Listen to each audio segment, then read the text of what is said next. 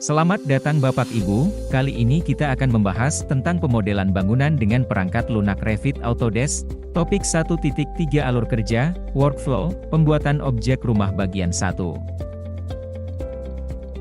Untuk membuat objek bangunan gedung salah satunya rumah tinggal, aplikasi yang bisa Anda gunakan adalah Revit Arsitektur dan Revit Struktur.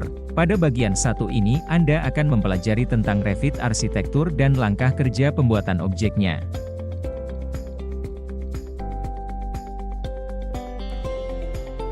Revit Arsitektur adalah perangkat lunak BIM yang dirancang khusus untuk memfasilitasi proses desain, dokumentasi, dan konstruksi bangunan secara efisien. Para arsitek dapat membuat model bangunan yang kaya dengan informasi, mulai dari geometri hingga properti konstruksi. Revit Arsitektur menyediakan berbagai macam elemen seperti dinding, lantai, tangga, atap, plafon, dan berbagai komponen tambahan seperti pintu, jendela, dan furnitur. Langkah kerja pembuatan dinding pada Revit yaitu pilih alat, wall, dari toolbar atau ribbon Revit, kemudian tentukan jenis dinding yang ingin digunakan, apakah dinding interior atau eksterior. Lalu tentukan dimensi atau ketebalan dinding tersebut, dan yang terakhir material yang ingin digunakan. Pengaturan-pengaturan tersebut dapat ditentukan pada menu Edit Type. Jika dirasa pengaturan telah sesuai dengan perencanaan, langkah terakhir adalah menempatkan dinding tersebut sesuai dengan desain bangunan.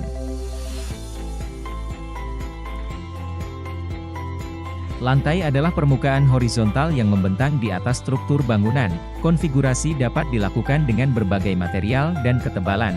Alur kerja pembuatan lantai yaitu gunakan alat, floor, untuk membuat permukaan lantai yang sesuai dengan ruang dalam bangunan. Sesuaikan ketebalan dan materialnya, kemudian letakkan lantai tersebut pada ketinggian yang tepat. Atap merupakan salah satu bagian yang paling krusial dalam sebuah hunian untuk menutupi bagian atas rumah. Atap rumah merupakan elemen bangunan yang terletak pada bagian paling atas bangunan, berguna untuk melindungi para penghuni yang berada di dalamnya. Langkah kerja pembuatan atap pada aplikasi Revit dengan menggunakan alat, roof, pada toolbar atau ribbon Revit. Anda harus menentukan ketinggian atap terlebih dahulu, kemudian pengaturan jenis penutup atap, ketebalannya, dan kemiringan atap bisa diatur di menu Edit Type.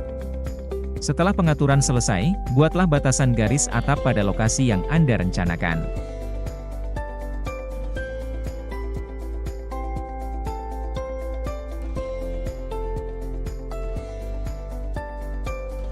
Plafon atau langit-langit adalah bagian yang berfungsi menutup ruangan dan merupakan komponen interior overhead untuk menutup bangunan. Langkah kerja pembuatannya memanfaatkan fitur ceiling pada toolbar Revit Arsitektur.